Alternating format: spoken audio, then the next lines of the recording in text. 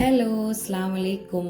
അപ്പം ഞങ്ങളിപ്പോൾ പോയിക്കൊണ്ടിരിക്കുന്നത് ദമാമിലുള്ള നമ്മുടെ ഹാഫ് മൂൺ ബീച്ചിൻ്റെ ഒക്കെ ആ ഭാഗത്തായിട്ട് വരുന്ന സൗദി അറാംകോ പ്രൈവറ്റ് ബീച്ചിലേക്കാണ്.